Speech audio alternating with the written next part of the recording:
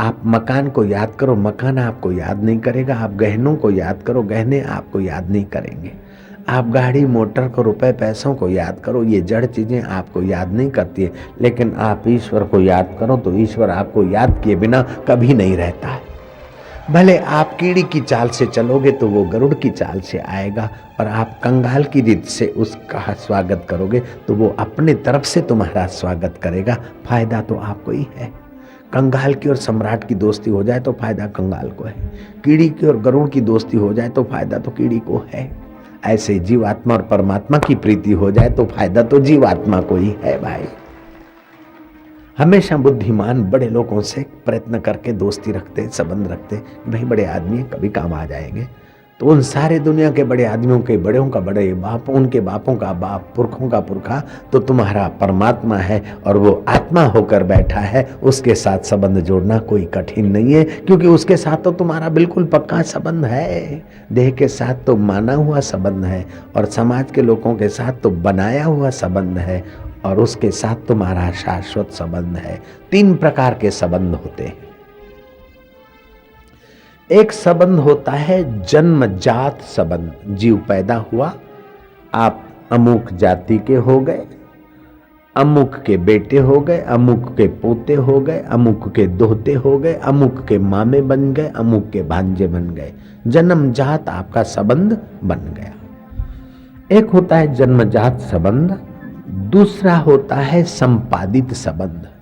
आप स्कूल में गए, किसी को दोस्त बनाया, किसी को दुश्मन बनाया, किसी को शिक्षक बनाया, किसी को स्कूल का मैनेजर बनाया, मुनीम बनाया, किसी को कुछ।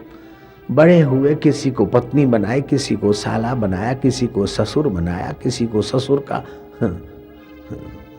भाई बनाया, किसी को ससुर का पार्टनर बनाया। ये आपके संपादित संबंध है।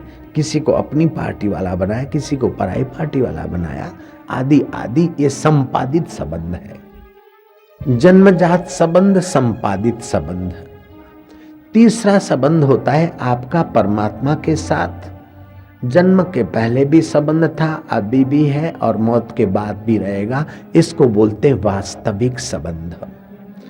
जन्मजात संबंध, संपादित संबंध और वास्तविक संबंध। जन्मजात संबंध में और संपादित संबंध में ज्वालामुखी फूटते रहते हैं। कभी बाप मर गया, कभी माँ मर गई, कभी पत्नी रूठ गई तो कभी पता रूठ गया, कभी दोस्त नाराज हो गया तो कभी कुछ हो गया, कभी पार्टी हार गई तो कभी पार्टी से निकाल दिया तो कभी पार्टी का ये हुआ, कभी वो हुआ। उसमें ज्वालामुखी फूटते रहते हैं। जन्मजात संबंध में भी ज्वालामुखी फूटते हैं, संपादित संबंध में भी गड़बड़ होती रहती है। लेकिन ये सारी गड़बड़ों के बावजूद भी तुम्हारा शरीर जन्मजात संबंध से मर जाता है, संपादित संबंध छोड़कर मर जाता है, लेकिन इस जीवात्मा का परमात्मा के साथ का संबंध कभी मौत का बाप भी नहीं तोड़ सकता है। वो सनातन संबंध है। इसी को सिख धर्म के आदि गुरु नानक ने कहा, आद सत्य जुगात सत्य है भी सत्य, नानक हो से भी सत्य। वो तुम्हारा शाश्वत संबंध है। वो संबंध तुम्हें ईश्वर से जोड़ना नहीं है। बोले हम ईश्वर को पीठ दिए हुए हैं, लेकिन ईश्वर ऐसा नहीं है कि तुम पीठ दे दो और आगे गायब हो, पीछे ही रहता हो। आप ईश्वर को पीठ देना चाहें तो दे ही नहीं सकते। जो सर्वव्यापक है उसको आप पीठ कैसे दे सकते, और जो सदा है उससे आप अलग कैसे हो सकते, और जो सर्वत्र है उससे आपका वियोग कैसे हो सकता है। लेकिन केवल उसके और आपके बीच जो नासमझी है, अविद्या है, उसी के कारण आप उसका लाभ नहीं उठा रहे हैं। फिर भी लाभ उसी का ही मिल रहा है। अनजाने में थोड़ा लाभ मिल रहा है, जानकर पूरा लाभ ले सकते। आपकी आंखें उसी के लाभ से लाभ उठाकर देखती है, आपका दिल उसी के लाभ से धड़कता है, आपका मन उसी की सत्ता से संकल्प विकल्प करता है, आपकी बुद्धि उसी की चेतना से चेतना लेती है। लेकिन नफा तुला लाभ 2-3% लेते हो, बाकी खजाना जो का त्यों रह जाता है। लेकिन सत्संग के द्वारा, सत्कर्मों के द्वारा, सत विचार के द्वारा आप उस सत्य स्वरूप को ज्यों ज्यों पहचानते जाएंगे, पाते जाएंगे, त्यों त्यों आप निहाल होते जाएंगे और नश्वर जो छूटा हुआ है उसकी आसक्ति मिट जाएगी और शाश्वत जो मिला हुआ है उसकी प्रीति बढ़ जाएगी। इसी का नाम है परमात्मा की प्राप्ति। सुनना सकना कोई नहीं, सबके भीतर लाल, मूर्ख ग्रंथि खोले नहीं, कर्मी भयो कंगाल। भगवान सदा सर्वत्र सर्वव्यापक विभु है और वो भगवान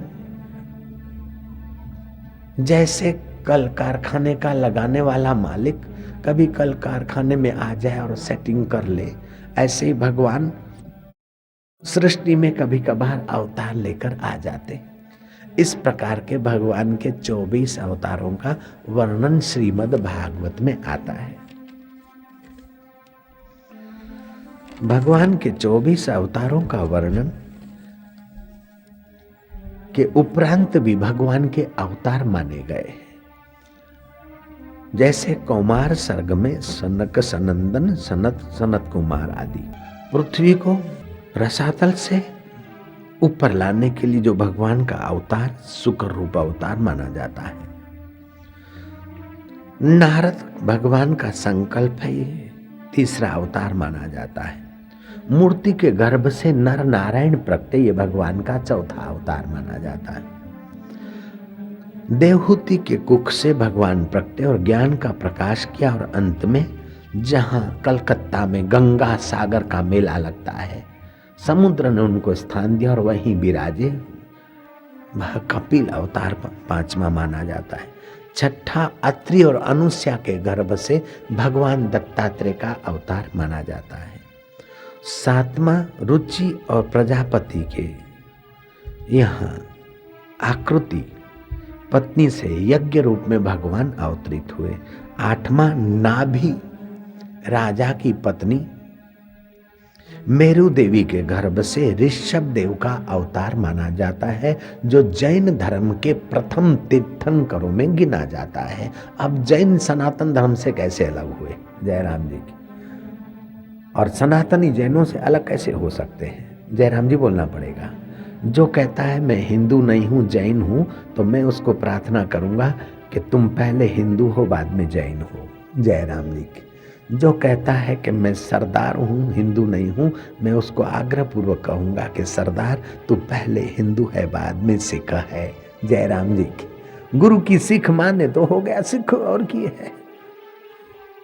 जो कहते कि मैं सिंधी हूं, तो मैं कहूंगा प्रार्थना करूंगा कि तुम पहले हिंदू हो बाद में सिंधी हो, सिंधु नदी के किनारे जन्मे तो सिंधी।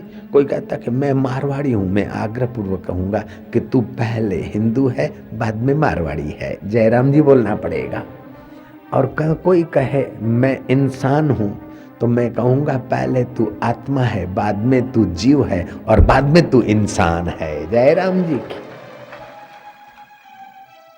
तुम पहले हिंदू हो बाद में पंजाबी सिंधी गुजराती जैन मारवाड़ी, और हिंदू के पहले भी तुम पहले जीव हो और जीव के पहले तुम चैतन्य आत्मा हो, तुम्हारा मूल स्थान ये है। जो जो मूल के ज्ञान से समाज दूर होता गया, त्यों त्यों छोटे दायरे बनते गए और त्यों पक्षपात होता रहा और त्यों ही टांगा खींच और एक दूसरे का शोषण करके आसुरी प्रवृत्ति के द्वारा सुखी होने की मानव जात की बेवकूफ़ी बढ़ती गई और दुख बढ़ता गया, शोक बढ़ता गया, तनाव बढ़ता गया। प्रकृति के गोद में बहुत सारा वैभव है, प्रकृति के गोद में बहुत सारा सामग्री है, अनायास ही सब आराम से जी सकते हैं। लेकिन आसुरी वृत्ति कुछ धन का हिस्सा, कुछ वस्तुओं का हिस्सा एकदम ढेर करके बाकी के लोगों की परवाह किए बिना सुखी होना चाहती।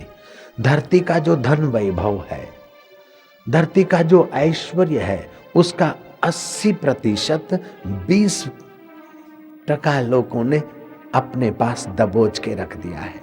बाकी धरती का जो ऐश्वर्य है 19% 60% लोगों के पास है, और बाकी के जो धरती के 20% प्रतिशत लोग हैं वे बेचारे धरती की ही सुविधाओं का एक हिस्सा 1% में 20% जी रहे हैं।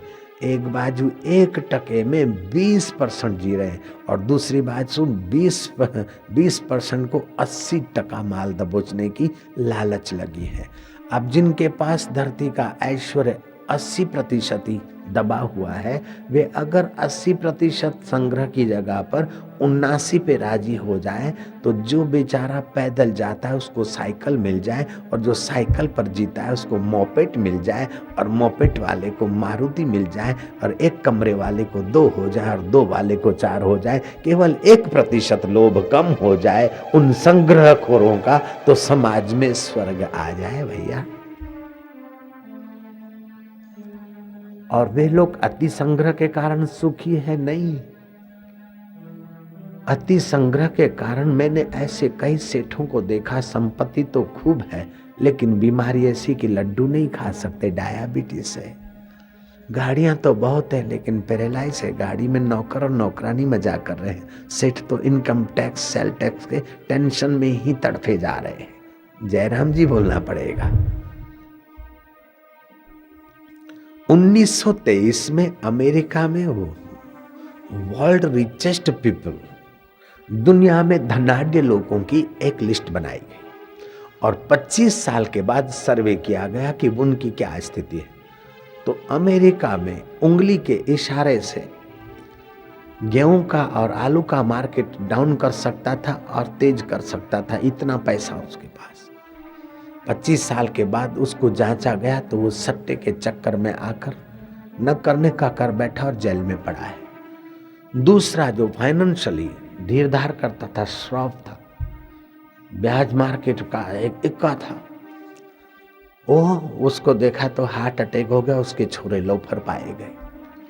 किसी को हाई बीपी ने पकड़ा है, किसी को लो बीपी ने पकड़ा है, किसी को हार्ट अटैक ने पकड़ा है, तो किसी को सरकारी कानूनों ने पकड़ा है, तो किसी ने यमदूत को ही, किसी को यमदूत ने पकड़ा और वे मर गए और उनका खानदान बिखर गया।